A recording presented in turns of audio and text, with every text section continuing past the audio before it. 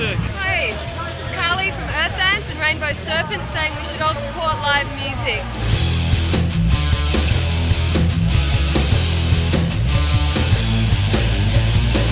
Here we are with Michael O'Brien, the Shadow Minister for Consumer Affairs. Michael, what do you think of the turnout at the rally today?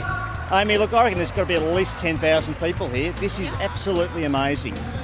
The Brumby government's laws have been able to unite people like nothing I've seen before. Everyone coming out on this fantastic day to send the message that music isn't about violence. Music's the opposite to violence. And the government's got it wrong. They've caused the totes to close. They're causing a lot of other band venues to go under threat. And they've got to scrap this unfair system and get it right, because we can't afford to lose our live music venues. That's right. How do you think the current legislation is affecting the lives of musicians and venue owners? Well, no one thinks that musos make a lot of money with what they do. They do it because they love it. They do it because they've got passion for it.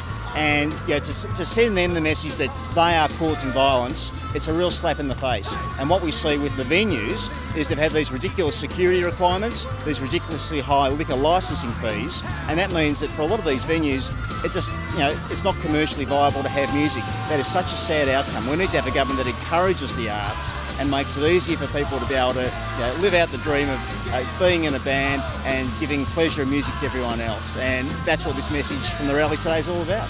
What do you think is the right answer? What approach do you think the government should take? First thing they need to do is try and make sure they've got fees that are genuinely based on risk. Now, to say that live music equals risk is to just misunderstand what music's all about. If a place has got a bad track record, that's fine. Put the tough security conditions on and charge them, tough fees. But a lot of venues that have got live music have got terrific records. There's no violence there. They're providing a community service. They're providing a place for people to practice their craft. They're providing, a place for punters to get together, and that should be rewarded. Not you shouldn't be bashed up because of it. That's right. Well, thank you, Michael, for joining us today, and I hope the rally was as a success as it looks like. I hope so. I mean, look, if the government doesn't listen to these people and get this message, they're never going to listen.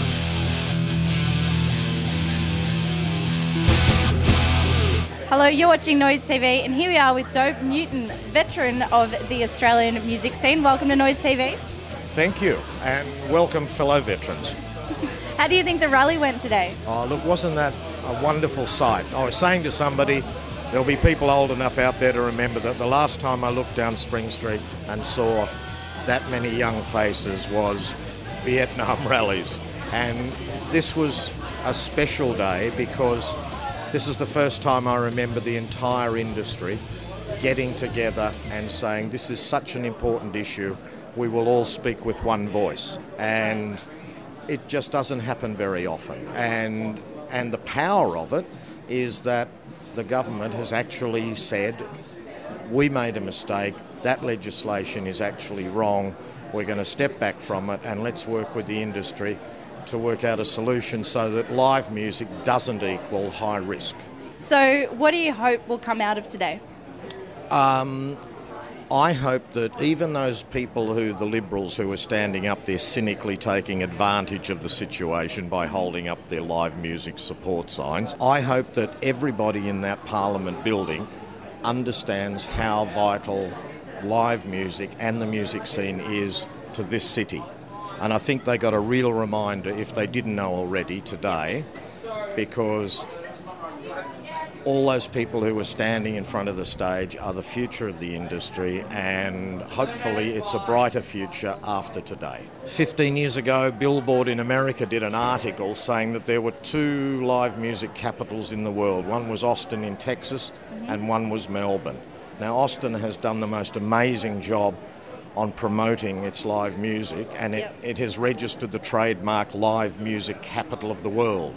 Now, in the same time, Melbourne's scene is still just as vibrant and active as ever, but you imagine if the state government and the city of Melbourne got behind music in the same way that Austin has, we wouldn't have to have a Grand Prix that cost us tens of millions of dollars. We could just have music.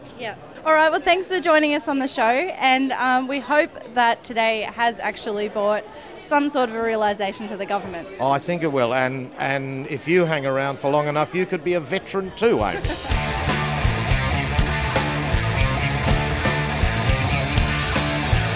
Here we we are at the Slam Rally in Melbourne, supporting live Australian music with Paul Kelly. Welcome to the show. Hi, thanks for having me. So how do you think the rally went today? Oh, it's huge. It was amazing. And just I got in front of the truck for a while and I thought that was big enough, and then there was like lots of people behind the truck. Fantastic turnout. Do you think that the government will actually listen this time?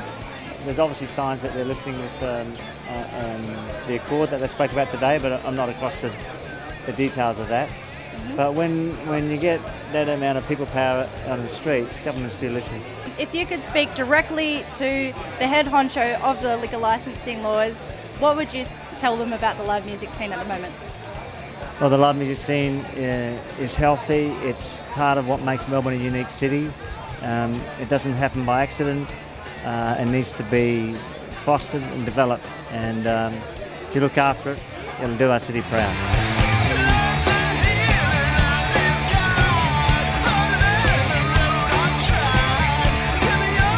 Here we are with Dan Sultan. Welcome to Noise TV. Oh, thanks for having me.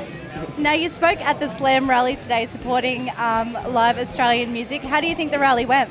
I think it was great. It was a great success. There were a lot of people, and a lot of people ready to have fun, and a lot of people to say exactly what they were thinking, you know. And it was all like they're still going now out on the street. The drums are going, and you know, it's all just it's a good scene. It's a shame that it had to happen in the first place, but you know, it's good to know that even when things aren't exactly ideal, you know, we can still be all right. But look, that's the nature of the beast. Like, that's music and that's art for you, you know what I mean? And that's artists and musicians and, you know, painters and writers. It's kind of generally throughout, you know, I think generally we all try to fight the good fight, you know what I mean, and try to do the right thing, you know.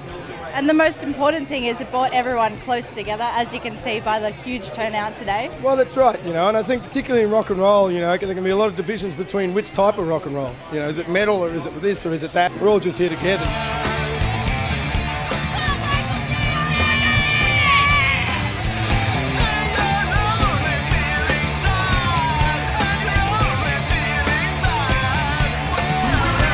Hey, I'm Anita Donlan. I'm the founder of the Independent Musos Network. I'm here at the Slam Rally. Long live live music. Yo, yo, it's Anna from Anna's Go-Go, and we say support live music and support small venues, because it's not just band that suffers, it's people like us. Anna's Go-Go Academy. Where will the go-goers go when the venues close? Nowhere. We're the go-go hobos. Support small venues. Rock and roll ain't noise pollution. Support live music! Well, guys, there you have it. And a big thank you to everyone that came out today and supported the Slam Rally and supported live Australian music. And please do get out there and continue to support your local music community by supporting your favourite local venues and supporting your favourite local bands. Now, we'll keep you updated and stay tuned. I'm Amy Lee. You're watching Noise TV.